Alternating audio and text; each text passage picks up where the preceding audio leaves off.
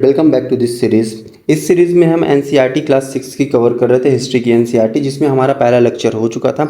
आज दोस्तों हम अपना दूसरा लेक्चर देखने जा रहे हैं, जिसमें आज के हमारे टॉपिक कौन से हैं कि हमें आज क्या देखना है कि आरंभिक मानव कैसे थे, इनके बारे में जानकारी कैसे मिलती है। जो हमारे प्रमुख काल थे जैसे कि पूरा पाषाण काल हो गया, मध्य पाषाण काल, नव पाषाण काल, यहाँ से कौन कौन से औजार प्राप्त हुए, कौन कौन सी चीज़ें प्राप्त हुई। इसके अलावा पूरा पाषाण, मध्य पाषाण एवं नव पाषाण की क्या विशेषताएं हैं और किस प्रकार से हम एक खानाबदोश से पशुपालन और खेती यानी कि स्थायी जीवन की ओर बढ़े, इन सब विषयों की जानकारी हमें आज प्राप्त होने जा रही है। दोस्तों मैं GS Chauhan RGS study point में आपका स्वागत करता हूं।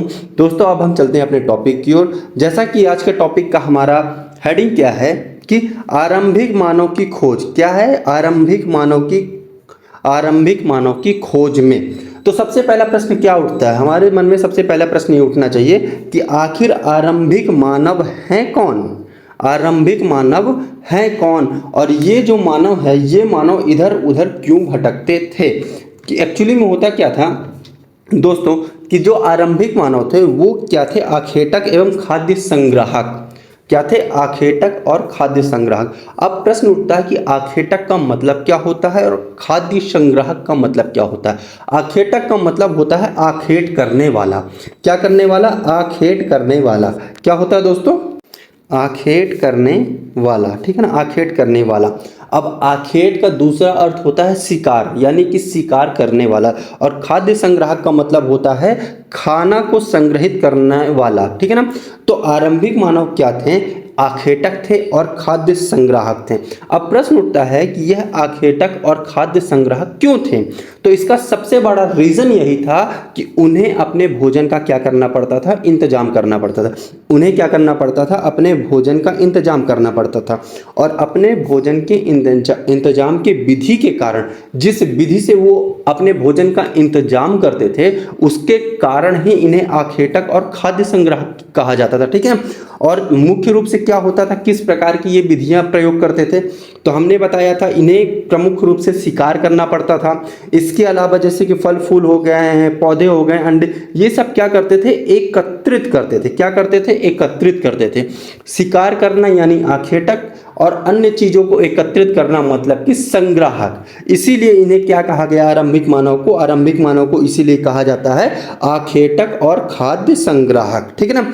अब आरंभिक मानव हमने बताया था आखेटक है और खाद्य संग्राहक है। तो आखेटक और खाद्य संग्राहक है तो क्या उन्हें एक ही जगह सभी जीव जंतु उपलब्ध हो जाएंगे? और क्या जितने भी जीव जंतु हैं क्या उन्हें आसानी से उपलब्ध होंगे?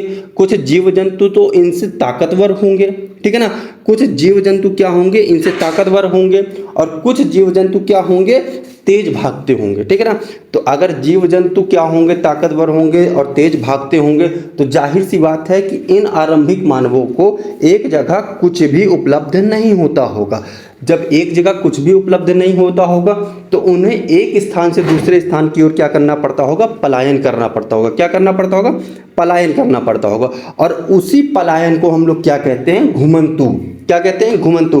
घुमंतु यानी कि जो एक स्थान से दूसरे स्थान पर लगातार घूमते रहते हैं, वह एक स्थान पर कभी भी स्थायी रूप से निवास नहीं करते हैं। जैसे आपने आज के समय में बंजारों का नाम सुना होगा। बंजारे यानी कि जो कहीं भी स्थायी रूप से नहीं रहते हैं, इधर उधर विचरण करते रहते हैं। इसी प्रकार से आरंभिक मानव हुआ करते थे, जो कि एक स्थान पर स्थायी रूप से निवास नहीं करते थे। इसीलिए आरंभिक मानव क्या होते थे? घुमंतु होते थे। क्यों होते थे? हमने अभी अभी आपको बताया है। उन्हें क्या करनी पड़ती थी? अपने भोजन की तलाश करनी पड़ती थी। भोजन की तलाश यानी उन्हें खाद्यों का संग्रहण करना पड़ता था, शिकार करना पड़ता था। इसके अलावा क्या होता था? जैसा कि हमने बताया, कुछ पशु क्या होते थे? बहुत ताकतवर होते थे, इनसे ज़्यादा ताकतवर होते थे। और कुछ पशु बहुत तेज भागते थे, तो इनका क्या करना पड़ता था? पीछा करना पड़ता था। इसके अलावा मौसम के अनुसार भी इन्हें भोजन की तलाश करनी पड़ती थी। क्या है? मौसमानुसार भी इन्हें भोजन की तलाश करनी पड़ती थी। क्या है दोस्तों कि हर जगह एक ही प्रकार का मौसम नहीं होता है। अलग अलग समय पे अलग अलग जगहों पर मतलब कहा जाए भोजन उपलब्ध होते हैं। जैसे कि आपने साइबेरियन पक्षी का नाम सुना होगा। तो साइबेरियन पक्षी ठंड के समय कहाँ पर आ जाता है? भारत में दिखाई देता है। उसके बाद वह वापस वापस अपने मूल निवास पे चला जाता है। इसीलिए मौसमानुसार भोजन की तलाश के लिए भी इन्हें एक स्थान से दूसरे स्थान में क्या करना पड़ता, विचरण करना पड़ता था। इसके अलावा मान लीजिए हर जगह पर पानी भी उपलब्ध नहीं होता था। क्या है, हर जगह पर पानी उपलब्ध नहीं होता था। अब हर जगह पर पानी उपलब्ध नहीं है तो इन्हें उस स्थान की खोज करनी पड़ती थी जहाँ पर नदी हो, तालाब हो, झील हो, झरने हो। तो ऐसी जगहों पर क्या करते थे, ये निवास करते थे। ठीक है ना। तो इसीलिए लिखा है कि सूखे मौसम में इन्हें क्या करना पड़ता था, पानी की तलाश में जाना पड़ता था। इसीलिए क्या कहा जाता है दोस्तों कि आरंभिक मानव कौन थे, घुमंतु थे। घुमंतु क्यों थे, क्योंकि उन्हें भोजन की तलाश करनी पड़ती थी, पशुओं का पीछा करना पड़ता था, मौसम के अनुसार क्या करनी पड़ती थी, भोजन की खोज करनी पड़ती थी और सूखे मौसम में पानी की तलाश करनी पड़ती थी। अब हमारे मन में प्रश्न ये उठता है कि इन सब बातों की जानकारी मिली कैसे, आखिर इन सब बातों की जानकारी मिली कैसे। तो उसके लिए इतिहास में स्रोत बताए गए हैं। आखिर एक सोर्स होता है जिसके माध्यम से हमें हर चीज़ की जानकारी मिलती है। तो जानकारी के स्रोत कौन कौन से हैं, तो सबसे पहला होता है मौखिक स्रोत। कौन सा होता है, मौखिक स्रोत। इसके अलावा होता है साहित्यिक स्रोत, फिर होता है कलात्मक स्रोत और पुरातात्विक स्रोत। ये 4 प्रकार के स्रोत के जरिए बताए गए हैं किस प्रकार से हम जानकारी प्राप्त कर सकते हैं। तो मौखिक स्रोत में क्या होता है, मौखिक स्रोत के तहत किसी की वंशावली बताई जाती है, लोक साहित्य, आपने बहुत सारी चीज़ें देखे होंगे जो कि मौखिक रूप से बताए जाते हैं, किसी किताब में वर्णित नहीं होता है, वो मौखिक रूप से हर चीज़ों को बताते हैं और लोग उन्हें याद करते हैं। ठीक है ना। तो ऐसी चीज़ों को हम क्या कहते हैं, मौखिक स्रोत के रूप में काउंट करते हैं। इसके अलावा साहित्य, साहित्य में 2 प्रकार के साहित्य आते हैं मित्रों, एक होता है देसी साहित्य, एक होता है विदेशी साहित्य। देसी साहित्य क्या होता है, देसी साहित्य में होता है जैसे कि हमारे वेद हो गए, पुराण हो गए, ठीक है ना, हमारे जो भी ग्रंथ हो गए, कविता, नाटक, ऐतिहासिक लेख, कहानी संग्रह, ये सब क्या हो गए, देसी स्रोत कहलाते हैं, देसी साहित्य कहलाते हैं। विदेशी साहित्य क्या होते हैं, विदेशी साहित्य का मतलब होता है अगर कोई बाहर से यात्री भारत आता है तो भारत के बारे में कुछ बताता है, कुछ लेख लिखता है, अपने ऐतिहासिक वृत्तांतों में बताता है, अपनी यात्रा में उस चीज़ों को वर्णित करता है, तो वो सब क्या होते हैं, विदेशी स्रोत कहलाते हैं। उसके बाद दोस्तों आता है कलात्मक स्रोत। क्या आता है दोस्तों, कलात्मक स्रोत। कलात्मक स्रोत में क्या होता है दोस्तों, जैसे चित्रकला हो गई, हमारी मूर्ति कला हो गई, ये सब क्या होते हैं, ये सब हमारे कलात्मक स्रोत के तहत आते हैं। जैसे आप देख रहे होंगे कि इसमें चित्र बना हुआ, क्या बना हुआ, चित्र, ये सभी हमारे क्या है, कलात्मक स्रोत हैं। इसमें किसी ना किसी चीज की जानकारी प्राप्त हो रही है। तो ये भी क्या होता है, एक सोर्स का जरिया होता है इतिहास को जानने का। ठीक है। जैसे कि आपने भीमबेटका के बारे में बहुत सुना होगा, भीमबेटका की गुफाओं में शैल चित्र क्या है, बृहद पैमाने पर पाए जाते हैं। उसका मतलब क्या है, उन शैल चित्रों का मतलब क्या है कि उनसे किसी मतलब कालखंड विशेष की जानकारी मिल रही है, इसलिए वो क्या है, ऐतिहासिक रूप से सर्वाधिक महत्वपूर्ण है। इसके अलावा आता है मुख्य रूप से पुरातात्विक स्रोत। अब पुरातात्विक स्रोत में होते हैं शिलालेख। क्या होते हैं, शिलालेख, संरचनाएं और उत्खनन से प्राप्त चीजें, जैसे कि पांडुलिपि हो गई, ताम्रपत्र हो गए, सिक्के हो गए, हमारे स्मारक जो प्राप्त होते हैं वो सब हो गए। इसके अलावा जो होते हैं कि मृदभांड, मृदभांड मतलब कि जो मिट्टी से बनाई गई चीज़ें होती हैं उन्हें हम लोग मृदभांड कहते हैं। ठीक है ना। मृदभांड हो गए, उपकरण, हथियार, आभूषण, ये सब चीज़ें क्या होती हैं, ऐतिहासिक स्रोत यानी कि पुरातात्विक स्रोत होते हैं, जिससे हमें इतिहास के बारे में क्या होता है, जानकारी प्राप्त होती है। दोस्तों उम्मीद करता हूं कि आपको हमारी बात समझ में आ रही होगी। अगर आपको हमारी बात समझ में आ रही है तो आप वीडियो को लाइक करें, चैनल को सब्सक्राइब करें और अधिक से अधिक लोगों को शेयर करें। तो दोस्तों जैसा कि हमने बताया कि आरंभिक मानव कैसे थे, ठीक है ना, उन्हें घुमंतु क्यों कहा जाता था, इनके बारे में जानकारी के कौन कौन से स्रोत हैं। तो अब हम चलते हैं तिथि, साक्ष्य और काल। इसमें हम लोग देखेंगे कि पूरा पाषाण काल का समय क्या था, वहाँ से कौन कौन सी ऐतिहासिक चीज़ें प्राप्त हुई, किस स्थल से प्राप्त हुई, ये सब चीज़ें अब हम देखने जा रहे हैं। तो जैसा कि हमारा हेडिंग है कि तिथि, काल और साक्ष्य, जिसमें पहला टॉपिक हमारा है पूरा पाषाण काल। पूरा पाषाण काल का जो समय था दोस्तों वो 20 लाख साल पहले से 12,000 साल पहले का समय था। कब से था, 20 लाख साल पहले से 12,000 साल पहले का समय क्या था, पूरा पाषाण काल का समय था। और उस समय कौन कौन से पुरा स्थल हैं, क्या क्या चीज़ें प्राप्त हुई, वो अब हम देखते हैं। दोस्तों हम विशेषताओं में बड़े पैमाने पर चीज़ों को बताए हैं, साथ में मैप में भी हमने इंडिकेट कर दिया है कौन कौन सी प्लेसेस हैं, लेकिन अभी हम सिर्फ 2 से 3 प्लेसेस बता रहे हैं जो कि मोस्ट इंपॉर्टेंट है। ठीक है, जैसे कि पूरा पाषाण काल में हमने अभी आपको बताया कि भीमबेटका की गुफाओं में क्या हो, चित्र प्राप्त होते हैं, शैल चित्र, उनसे हमें एक कालखंड विशेष की जानकारी प्राप्त होती है। इसी में लिखा है कि भीमबेटका की जो गुफाएं हैं वहाँ से कंदराएं मिली जहाँ से शैल चित्र प्राप्त होते हैं। इसी प्रकार से कुरनूल की गुफाएं हैं जहाँ से राख के अवशेष प्राप्त हुए। हुसंगी है, वहाँ से भी हमें क्या होती है, जानकारी प्राप्त होती है पूरा पाषाण काल की। इसके बाद आते हैं मध्य पाषाण काल में। मध्य पाषाण काल में क्या होता है, इसका समय लगभग 12,000 पूर्व से 10,000 पूर्व का समय है। 12,000 पूर्व से 10,000 पूर्व का समय क्या है, मध्य पाषाण काल कहलाता है। इसमें जो प्रमुख पुरा स्थल हैं वह है बागोर। बागोर कहाँ पे पड़ता है, राजस्थान में पड़ता है। याद रखिएगा दोस्तों, एग्जाम में प्लेस और स्टेट मैच करने को आता है, आपको किसी भी कीमत पे इसे भूलना नहीं है। तो याद रखना है कि बागोर कहाँ पे पड़ता है, जो कि राजस्थान में पड़ता है। वहाँ से हमें कृषि और पशुपालन के साक्ष्य की जानकारी मिलती है, आरंभिक साक्ष्य मिलते हैं कृषि और पशुपालन के।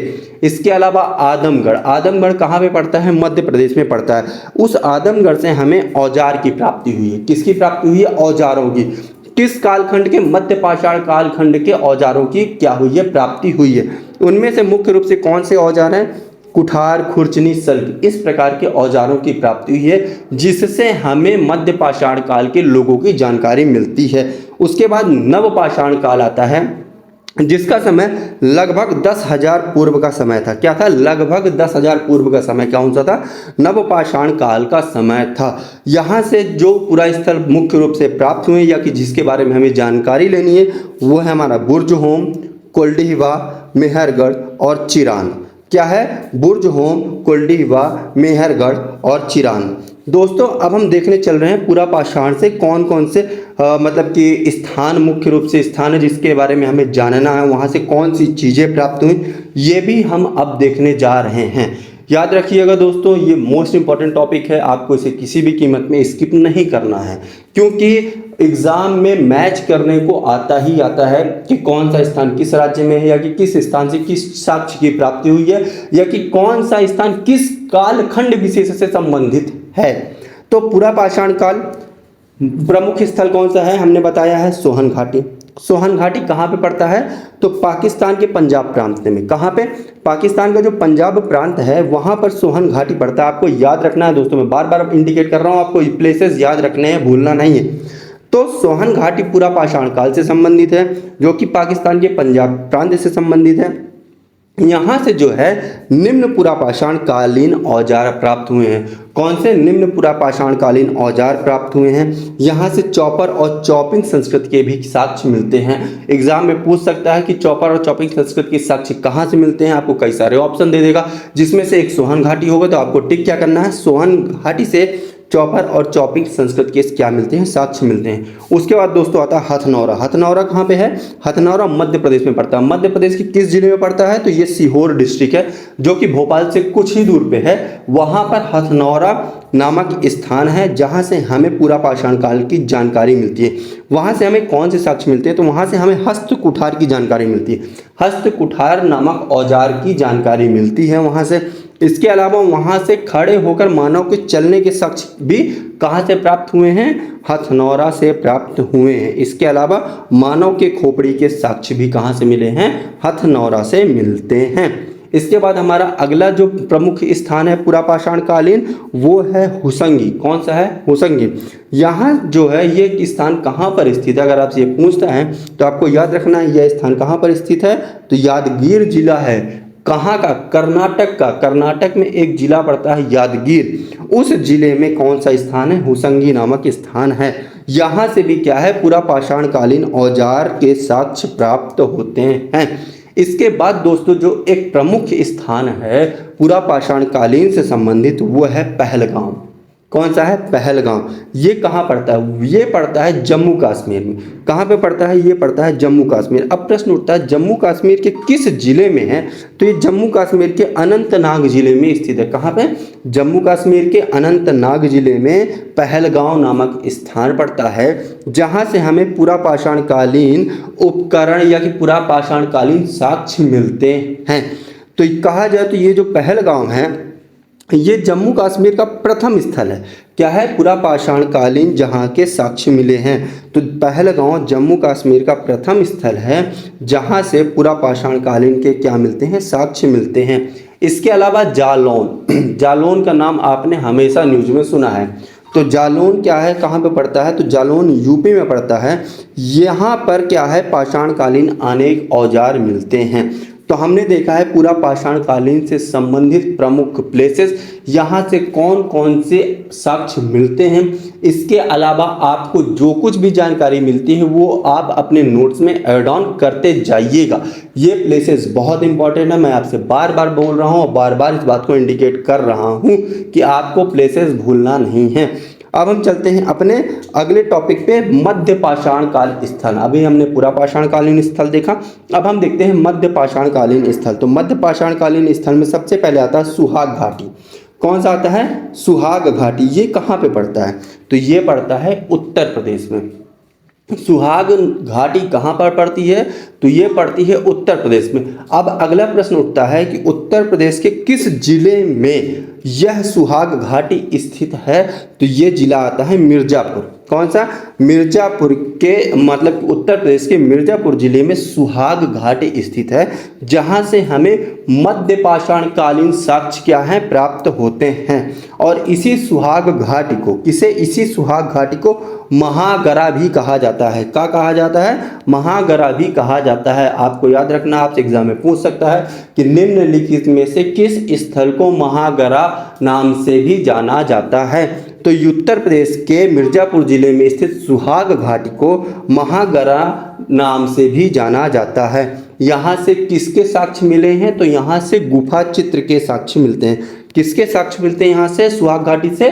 तो सुहाग घाटी से गुफा चित्र के साक्ष्य मिलते हैं। इसके अलावा हमारा क्या होता है? चौपनी मांडो। क्या है? चौपनी मांडो। तो चौपनी मांडो कहाँ पर स्थित है? तो ये भी उत्तर प्रदेश में स्थित है। उत्तर प्रदेश के किस डिस्ट्रिक्ट में स्थित है? तो मेजा। आप कह सकते हैं मेजा या इलाहाबाद, दोनों में से कोई भी ऑप्शन अगर आपको दे रहा है एग्जाम में तो आपको लगाना है। तो उत्तर प्रदेश में स्थित है, जिसे मतलब कहा जाए उत्तर प्रदेश कहाँ पे? प्रयागराज में मुख्य रूप से स्थित है। ठीक है ना। अगर हम बात करते हैं तो यहाँ से कौन से साक्ष्य की प्राप्ति हुई है? तो यहाँ से विश्व के प्राचीनतम हस्त निर्मित मृदभांड प्राप्त हुए हैं। क्या हुए हैं?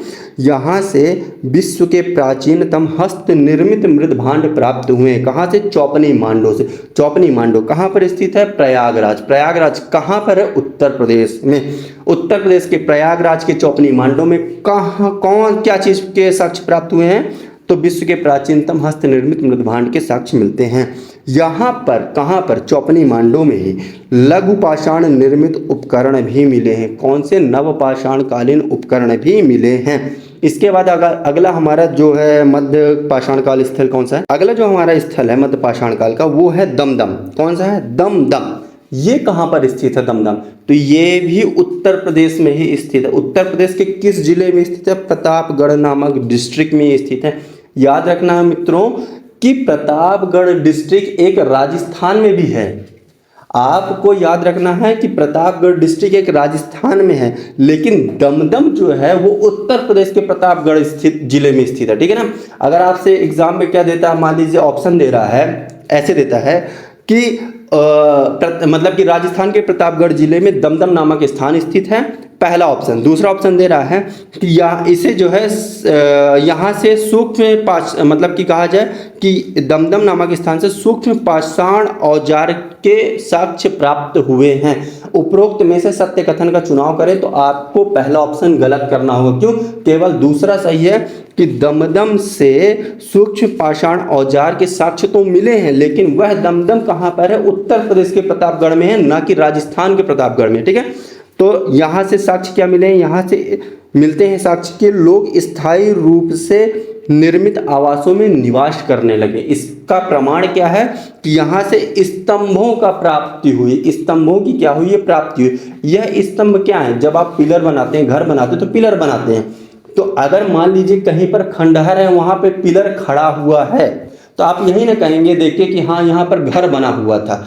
तो वही स्तंभ इस बात को प्रमाणित करते हैं कि यहाँ पर लोगों ने अब स्थायी रूप से निवास करना प्रारंभ कर दिया था। यहाँ से किस प्रकार के औजार मिले हैं, तो सूक्ष्म पाषाण और ज्यामितीय उपकरण यहाँ से मिलते हैं। इसे हम लोग क्या नाम से जानते हैं, इसे हम लोग सराय नाहराय नाम से भी जानते हैं। क्या है, सराय नाहराय नाम से भी जानते हैं। आपको याद रखना है कि दमदमा का दूसरा नाम क्या है, सराय नाहराय भी उसका दूसरा नाम है, जो कि उत्तर प्रदेश के प्रतापगढ़ जिले में स्थित है। इसके बाद अगला क्या है, मध्य पाषाण कालीन स्थल है, वो है बीरभानपुर। कौन सा है, बीरभानपुर। यह कहाँ पर स्थित है, तो ये पश्चिम बंगाल में स्थित है। पश्चिम बंगाल के किस जिले में स्थित है, तो ये मेदिनीपुर नामक स्थान पर स्थित है। याद रखना है दोस्तों कि मेदिनीपुर बहुत हिस्टोरिकल प्लेस है, यहाँ पे बहुत सारी ऐतिहासिक घटनाएं घटी हैं। तो जो बीरभानपुर कहाँ पर स्थित है, पश्चिम बंगाल के मेदिनीपुर में स्थित है। यहाँ से किस चीज़ के साक्ष्य मिले हैं, यहाँ से आरंभिक कृषि के साक्ष्य मिलते हैं। किसके साक्ष्य मिलते हैं, आरंभिक कृषि के यहाँ से साक्ष्य मिलते हैं। और आगे के काल में जो कला की मृत मूर्तियाँ भी यहाँ से क्या हुई हैं, प्राप्त हुई। मतलब कि जो मध्य पाषाण कालीन है, उसके बाद जो आने वाले काल है, वहाँ उस काल की भी यहाँ पे मृत भांड मिले हैं, यहाँ की मृत मूर्तियाँ मिली हैं। अगला जो हमारा टॉपिक है वो है नवपाषाण कालीन स्थल। क्या है, नवपाषाण कालीन स्थल। नवपाषाण कालीन स्थलों में सबसे पहले आता है मेहरगढ़। क्या आता है, मेहरगढ़। मेहरगढ़ कहाँ पर स्थित है, हर बार एग्जाम में पूछता है। मेहरगढ़ कहाँ पर स्थित है, तो मेहरगढ़ स्थित है बलूचिस्तान। कहाँ पर, बलूचिस्तान। अब प्रश्न उठता है बलूचिस्तान कहाँ पे है, तो बलूचिस्तान पाकिस्तान में है। तो याद रखना मेहरगढ़ कहाँ पे है, बलूचिस्तान अर्थात पाकिस्तान में स्थित है। यह बेलन दर्रे के निकट स्थित है। अगर आपसे दर्रा पूछता है पर्टिकुलर कि मेहरगढ़ किस दर्रे के निकट स्थित है, तो ये बेलन दर्रे के निकट स्थित है। यहाँ से 7000 से 6000 BC के में कृषि और पशुपालन के साक्ष्य मिलते। क्या है, 7000 से 6000 BC में कृषि एवं पशुपालन के साक्ष्य प्राप्त होते हैं। यहाँ पर गेहूँ, जौ, खजूर पैदा करते थे और भेड़ बकरी का पालन भी लोग करते थे। यहाँ पर जो लोग निवास करते थे वो गेहूँ, जौ, खजूर का उत्पादन करते थे, पैदा करते थे, और भेड़ बकरी का क्या करते थे, पालन करते थे। जिससे इस बात की साक्ष्य मिल रहा है या इस बात का प्रमाण मिल रहा है कि अब लोगों ने कृषि उत्पादन की कला या कि कृषि की कला सीख ली है और पशुपालन की कला का भी उनमें विकास हो चुका है। अब इसके साथ साथ क्या है, यहाँ पर अंत्येष्टि में मृतकों के साथ सामान रखने के भी साक्ष्य मिले हैं। मतलब कि जब अंत्येष्टि की जाती थी या किसी को दफनाया जाता था तो उनके साथ कुछ सामान रखा जाता था। इसके भी प्रमाण यहाँ से प्राप्त होते हैं। जैसे कि एक क्या हुआ था, मतलब कि एक शव के साथ क्या किया गया था, बकरी को दफनाया गया था। एक शव के साथ क्या हुआ था, बकरी को दफनाया गया था। ये किस बात को प्रमाणित करता कि हाँ कि मतलब कि कहा जाए कि जो व्यक्ति को जिससे लगाव है उस चीज़ को भी प्रतिबिंबित करता है कि हाँ उसके साथ उसको दफनाया। या दूसरे अर्थों में ये कहा जाता था कि हाँ इसको अगर कभी मान लीजिए कि भूख लगती है तो इमेजिन के तौर पे खाना खाए। जैसे कि आप लोग सुने होंगे कि हमारे यहाँ क्या हो, श्राद्ध नामक कार्य होता है। मतलब क्या होता है कि पिंड है ना, कि हम अपने पितरों को भोजन अर्पित कर रहे हैं। सेम वही कला यहाँ पर होती थी, ठीक है ना। वही चीज़ धीरे धीरे विकसित होती आई है। अगला जगह क्या है नवपाषाण कालीन में, वो होता है बुर्ज होम। बुर्ज होम कहाँ पर स्थित है, श्रीनगर में। कब खोज की गई, 1935 में खोज की गई। यहाँ पर कृषि कार्य प्रारंभ नहीं हुआ, ना इसकी कोई साक्ष्य मिले हैं। और यहाँ पर मानव के साथ कुत्ते को दफनाने के साक्ष्य मिलते हैं। क्या है, मानव के साथ कुत्ते के दफनाने के साक्ष्य मिलते हैं। यहाँ पर गर्तावास के भी साक्ष्य मिले हैं। तो दोस्तों क्या होता था कि अभी हमने देखा है कि मध्य पाषाण कालीन, नवपाषाण कालीन, पूरा पाषाण कालीन प्रमुख स्थल क्या है, कहाँ से कौन सी चीज़ें प्राप्त हुई हैं, ठीक है ना। आपको हर हाल में याद करना है और एक्स्ट्रा पॉइंट को ऐड ऑन भी करते जाना अपने नोट्स में, जिससे कि आपको कोई प्रॉब्लम ना हो, क्योंकि एग्जाम में इनसे क्वेश्चन आने हैं, इस बात की मैं गारंटी लेता हूँ आपसे। अब अगला टॉपिक है कि जो औजारों की बात कर रहे हैं, उपकरणों की बात कर रहे हैं, तो उनका लोग निर्माण कैसे करते थे? तो उनका निर्माण कैसे करते थे? लोग क्या करते थे, एक पत्थर को दूसरे पत्थर से टकराते थे।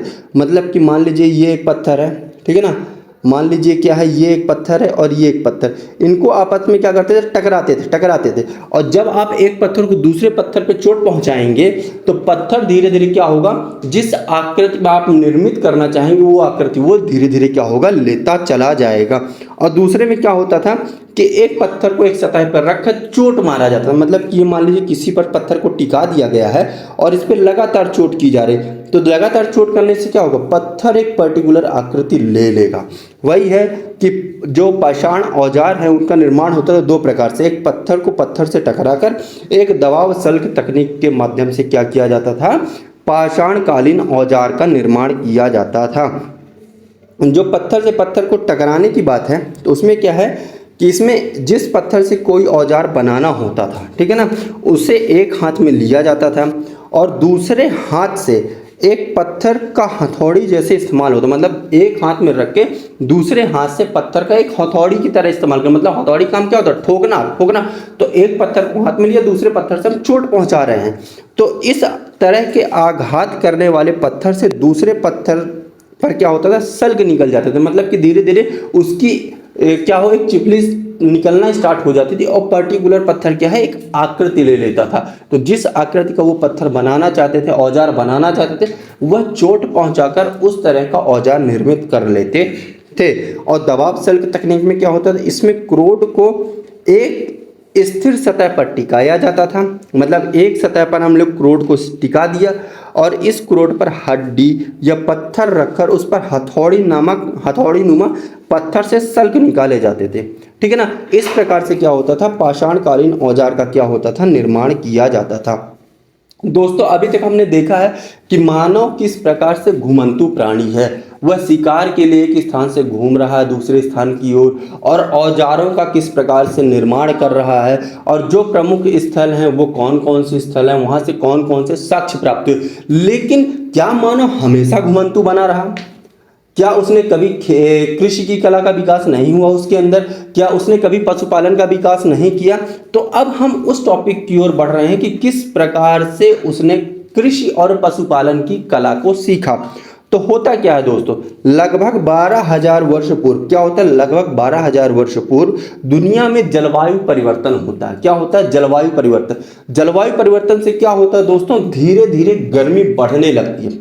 और आपको पता है कि अगर गर्मी बढ़ेगी, आसपास जलाशय स्थित है, तो वहाँ का जलाशय वाष्पीकृत होगा, ऊपर जाकर ठंडा होगा और वर्षा के रूप में नीचे आएगा। और जब वर्षा के रूप में नीचे आएगा तो वहाँ पर क्या होगा कि वहाँ की भूमि उपजाऊ होगी, और वहाँ की भूमि उपजाऊ होने के बाद वहाँ पर क्या होगा, धीरे धीरे अंकुरित होने लगेंगे, पेड़ पौधों का विकास होगा। और उन पेड़ पौधों का पर्टिकुलर एक कहा जाए सीजन में विकसित होना, देखना और धीरे धीरे उसको सीखना कृषि का विकास कहलाता है। वही है कि 12,000 वर्ष पूर्व क्या हुआ, दुनिया में जलवायु का परिवर्तन होता है। उस जलवायु के परिवर्तन के कारण क्या होता है, कई जगहों पर क्या होते हैं, घास के मैदान आते हैं, बड़े बड़े घास के मैदानों का क्या होता है, विकास होता है। अब जहाँ पर घास के मैदान है वहाँ पर पशु आएंगे, और जहाँ पर पशु आएंगे वहाँ पर लोग आएंगे। क्यों? क्योंकि उन्हें भोजन चाहिए, तो भोजन चाहिए तो शिकार करेंगे। तो वही है कि बड़े बड़े घास के मैदान बनते हैं जब जलवायु में क्या होता है, परिवर्तन होता है, जिसके कारण से क्या होते हैं, वहाँ पर भेड़, बकरी, हिरण, बारहसिंगा जैसे गाय, इन ये सब क्या होते हैं, वहाँ पर आते हैं या निवास करते हैं या पाए जाते हैं, ठीक है ना। तो लोग क्या कर, मतलब कि ये जो जानवर है, शाकाहारी जानवर है, ये घास पर ही जिंदा रहते हैं, ठीक है ना। तो अब लोग क्या करते थे, इन जानवरों का दो उपयोग करते थे। पहला, उन्हें पालतू बनाएंगे, दूसरा उनका शिकार करेंगे। शिकार करेंगे, उनसे भोजन प्राप्त होगा, पालतू बनाएंगे, दूध प्राप्त होगा और खेती में उपयोग किया जाएगा। बैल जोतने के काम में आएगा, गाय का हम लोग क्या करेंगे, दूध का उपयोग करेंगे, भोजन का उपयोग करेंगे।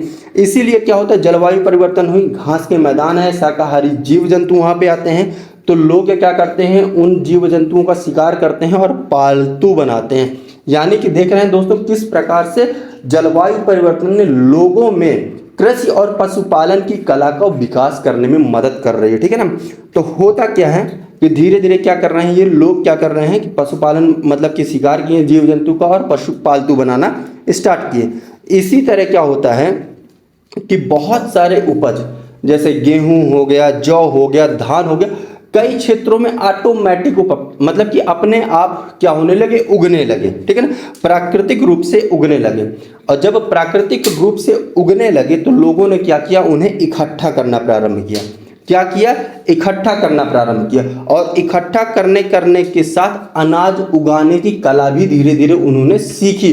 किससे सीखी, प्रकृति से सीखी, ठीक है ना। तो उन्होंने क्या किया, लोगों ने क्या किया, अनाज को इकट्ठा किया और साथ में क्या किया, अनाज को उगाने की कला सीखी। इसका परिणाम क्या हुआ, लोगों ने कृषि कार्य की कला सीख ली और कृषक जीवन के रूप में अपना जीवन जीने लगे। अर्थात आप देख रहे हैं किस प्रकार से जो मानव घुमंतु था, जो शिकारी था, अब वह कृषि पर अपना जीवन जीने लग रहा है। इस प्रकार से क्या होता है, मानव जो है अपने जीवन को परिवर्तित कर रहा है एक कृषक के रूप में, एक स्थायी जीवन के रूप में, ठीक है ना।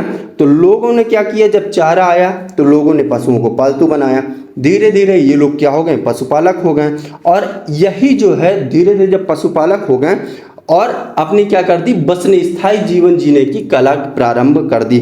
और यही स्थायी जीवन का मतलब क्या होता है कि लोगों द्वारा पौधे उगाने और जानवरों की देखभाल की कला का विकास ही क्या कहलाता है, स्थायी जीवन का विकास कहलाता है। इस प्रकार से मानव जो है एक घुमंतु मानव से स्थायी मानव की ओर परिवर्तित हो गया, ठीक है ना दोस्तों। अब हम दोस्तों देखने जा रहे हैं कि जो नवपाषाणकालीन, मध्य पाषाणकालीन और पुरापाषाणकालीन उस कालखंड में क्या विशेषताएं थी। इस विशेषताओं को आप लोग एक प्रकार से कह सकते हैं ये क्विक रिवीजन है। क्या है, क्विक रिवीजन, जिसके माध्यम से हम एक बार रिकॉल कर लेंगे सारी चीजों को, ठीक है ना। तो पुरापाषाणकालीन में औजार कैसे थे, औजार थे क्रोड, सल्क एवं बल्क टाइप के, ठीक है ना। और जो प्रधान उपकरण थे, मतलब कि कहा जाए पूरा पाषाण काल में जो प्रधान उपकरण हुआ करते थे वो था खुरचनी, बेदनी, तक्षणी, फलक, बेदक। ये इसके क्या थे, प्रधान उपकरण थे। और इन उपकरणों का निर्माण कैसे किया जाता है, किस प्रकार किया जाता था, तो पत्थर, लकड़ी और हड्डी के माध्यम से इनका क्या किया जाता था, निर्माण किया जाता था। मध्य पाषाण काल में जो पाषाणकालीन उपकरण हैं उनका आकार क्या होने लगा, धीरे धीरे क्या होने लगा, छोटा होने लगा। जहां पूरा पाषाण काल में बड़ा था वहीं इस मध्य पाषाण काल में पाषाण क्या हो रहे, लघु उपकरण के बनाए जाने लगे। इनमें भी प्रधान उपकरण क्या था, इकधर था, फल्क था, बेदनी। इस समय के क्या थे, प्रधान उपकरण थे। और इस समय मुख्य रूप से प्रक्षेपास्त्र तकनीकी का विकास हो गया। प्रक्षेपास्त्र तकनीक का मतलब धनुष बाण, ठीक है ना।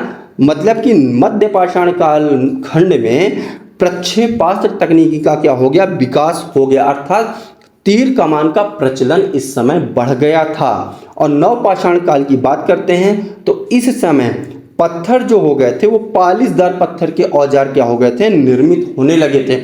और उन्हीं से हथियारों का प्रयोग, मतलब हथियार बनाए जाने लग गए थे। तो नवपाषाण काल में पालिशदार पत्थर के औजार एवं हथियारों का प्रयोग प्रारंभ हो गया था। लोगों के अंदर स्थायी निवास की अवधारणा का विकास हो गया क्योंकि जलवायु परिवर्तन हो गया था। हमने जस्ट अभी आपको बताया उस जलवायु परिवर्तन के कारण क्या हो गया, घास के मैदान आए, शाकाहारी जीव जंतु आए, तो लोगों ने उनका शिकार किया। शिकार करने के साथ उन्हें पालतू बनाया, जिसके कारण से उनमें पशुपालक एवं कृषक दोनों की कला का क्या हो गया, विकास हो गया। और जहाँ पर दो सभी चीज़ें इकट्ठा तो वहाँ पर मानव स्थायी रूप से अब भागेगा क्यों, क्योंकि एक ही जगह सब चीज़ें उपलब्ध हैं। तो वहाँ से मानव के अंदर क्या होगा, स्थायी निवास की अवधारणा का विकास हुआ। और मानव ने सबसे पहले कुत्ते को पालतू बनाया था। मानव ने सबसे पहले कुत्ते को पालतू बनाया था। यहाँ पर ओखली और मूसल का प्रयोग प्रारंभ हो गया था। अलंकृत मिट्टी के बर्तन आ गए थे। कपड़े की बुनाई प्रारंभ हो गई थी। कपड़े की बुनाई प्रारंभ होने का मतलब है कि कपास भी उगाया जाने लगा था। इसके साथ साथ चावल, गेहूं, दलहन आहार के मुख्य भाग हो गए थे। क्या हो गए थे, आहार के मुख्य भाग हो गए थे। दोस्तों ये क्या है, सारे औजार हैं, अलग अलग कालखंड विशेष के औजार हैं। देख रहे होंगे जहाँ पे ये बड़ा पत्थर है वहाँ पे इनकी साइज धीरे धीरे क्या हो रही, छोटी हो जा रही। और छोटी होने के साथ साथ ये क्या और ज़्यादा पॉलिशदार भी होते जा रहे हैं। इसके साथ साथ अगर आप दोस्तों देख रहे होंगे तो जो पत्थर है उस पत्थर से एक तिकोना औजार मतलब क्रोड टाइप का औजार बनाया। उस औजार का प्रयोग क्या कर रहे हैं, इन लोग मिट्टी को खोदने का काम कर रहे हैं। किसके लिए कर रहे हैं कि पौधे उगाने के लिए जड़ों को खोदना, मतलब कि जड़ों को खोदने का कार्य क्या कर रहे हैं, काम कर रहे हैं। इसके अलावा आप देख रहे होंगे तो ये जानवर की एक खाल है। इस जानवर की खाल में पत्थर से सिलाई मतलब कि कपड़े बनाने का काम कर रहे हैं कि जानवर की खाल में ही छेद करके अपन किस तरीके से एक कपड़े का निर्माण कर सकते हैं। तो ये आप देख रहे हो किस प्रकार से उन्होंने पत्थरों से एक औजार बनाया, उस औजार यानी उपकरण का प्रयोग किया अपने भोजन जीवन यापन के लिए, सिलाई के लिए, शिकार के लिए, पौधे उगाने के लिए, हर चीज से उन्होंने पत्थरों का क्या किया, प्रयोग किया। इसीलिए इसे पाषाण काल कहते हैं, मतलब कि पत्थरों का समय, ठीक है ना, पत्थरों का समय। अब हम दोस्तों देख रहे हैं एक मैप, उस मैप में हम सारी चीजों को कवर करेंगे। तो जैसे दोस्तों अगर कहीं पे आपको त्रिभुज दिख रहा है, चौकोर दिख रहा है, गोलाकार दिख रहा है, स्टार दिख रहा है, स्टार का मतलब क्या होता है, आरंभिक नगर जहां पर बसाए गए तो उसको इंडिकेट करेगा। जहां पर गोलाकार है आकृति वहां पर महापाषाणिक स्थल होंगे, जहां पर चौकोर टाइप को नवपाषाणिक होंगे, और जहां पर त्रिभुजाकार आकृति होगी वो पूरा पाषाण काल स्थित होंगे, स्थल होंगे। तो आप देख रहे होंगे चौकोर को हमने क्या बताया था, चौकोर को हमने बताया था नवपाषाण कालीन स्थल। हमने आगे आपको बताया था क्या है कि मेहरगढ़ नवपाषाण कालीन स्थल है, जहां पर क्या था कि मानव के साथ बकरी को दफनाए जाने के साक्ष्य मिले थे, कृषि एवं पशुपालन के साक्ष्य मिले थे, एवं बोलन दर्रे के पास स्थित है क्या, मेहरगढ़। इसके अलावा बुर्ज होम को हमने बताया था, क्या बताया था कि यहाँ से गर्तावास की प्राप्ति हुई थी, मानव के साथ कुत्ते को दफनाए जाने का भी साक्ष्य यहाँ से क्या है, मिला है। अब इसके अलावा हम देख रहे हैं पूरा पाषाण कालीन स्थल, पूरा पाषाण कालीन स्थल में क्या है, भीमबेटका। क्या है, भीमबेटका। भीमबेटका से हमने आपको बताया था कि यहाँ से गुफा एवं कंदराएं मिली, जहाँ पर शैल चित्रों बृहद पैमाने पर शैल चित्र स्थित हैं जिन्हें संरक्षित किया गया। और ये जो भीमबेटका कहाँ पर स्थित है, तो नर्मदा घाटी के किनारे स्थित है। इसके अलावा हमने आपको नवपाषाण कालीन स्थित में महागढ़ा बताया था, कुलडीवा जहाँ से हमें चावल के साक्ष्य मिले, चिरांद जहाँ से हमें हड्डी के साक्ष्य मिले, और दावचली होडिंग यहाँ से भी हमें क्या है, नवपाषाण कालीन स्थल के साक्ष्य प्राप्त होते हैं। इसके अलावा ईमान गांव आरंभिक नगर में से एक है, जहाँ पर आरंभिक नगरों का विकास हुआ, वह स्थल ईमान गांव भी है। इसके अलावा हुसंगी क्या है, पूरा पाषाण कालीन स्थल है। कुरनूल की गुफाएं जहाँ से राख के अवशेष मिले, वो कौन सा है, तो वो भी क्या है, पूरा पाषाण कालीन स्थल है। इसी प्रकार से दोस्तों आज हमने क्या देखा है कि पूरा पाषाण कालीन स्थल के समय क्या हैं, लोगों ने कब कालखंड मतलब कि किस प्रकार से मानव घुमंतु जीवन से स्थायी जीवन की ओर अग्रसर हुआ। आज हमने दूसरे चैप्टर एनसीईआरटी की क्लास 6 के दूसरे चैप्टर में हमने पूरा पाषाण काल देखा है। उसमें हमने पूरा प्रॉपर समझा है कि किस प्रकार से मानव एक घुमंतु जीवन से स्थायी जीवन की ओर बढ़ा। उम्मीद करता हूं कि दोस्तों आपको वीडियो अच्छी लगी होगी। अगर आपको वीडियो अच्छी लगी हो तो वीडियो को लाइक करें, चैनल को सब्सक्राइब करें और अधिक से अधिक लोगों तक शेयर करें। धन्यवाद दोस्तों।